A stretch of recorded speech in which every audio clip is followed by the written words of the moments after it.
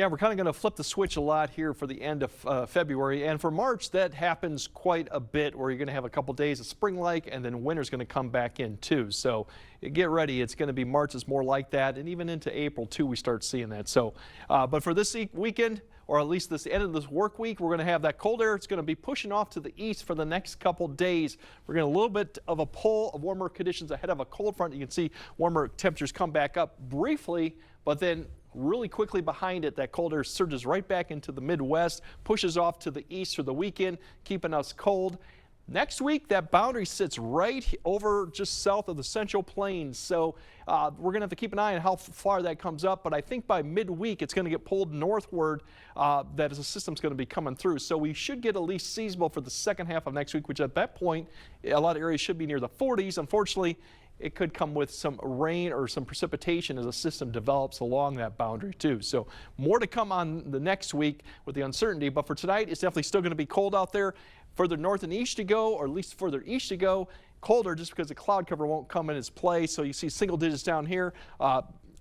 Sparta 1 is incorrect. Otherwise, you'll have teens for the rest of the location, given that cloud cover will be in play. As we go through tomorrow, you can see that we'll get upper 30s, 40s. There will be a lot of clouds in the morning, more sun in the afternoon. The winds will turn around, so it'll be close to where we should be at this point. This is pretty close for all areas, seasonable conditions too. And Friday, definitely 50s are possible, but you can notice Decorah up to about New Evelyn, they're 48. That's because of that thick snowpack. Areas that have seen probably a foot to maybe 15 inches at one point, which stretches along that area just south of La Crosse.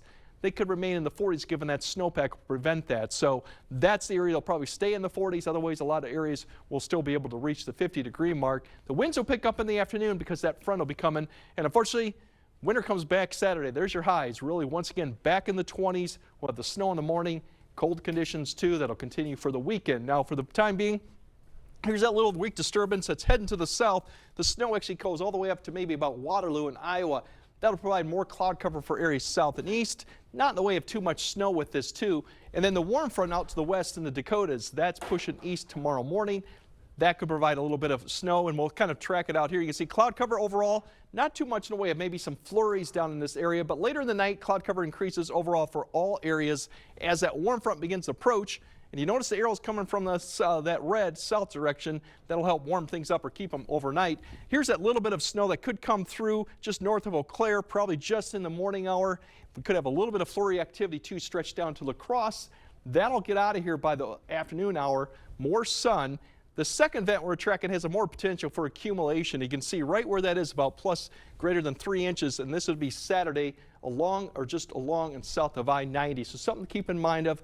We'll track that a little closer. But otherwise, Sunday is still going to remain cold once the snow ends, and then we do get more seasonable gradually next week with more precipitation, especially towards the later half of the work week. So back and forth we go, and it's a common theme as we get into March, as I already stated. We do quite a bit of this. Yep. All right, Greg, thanks very much.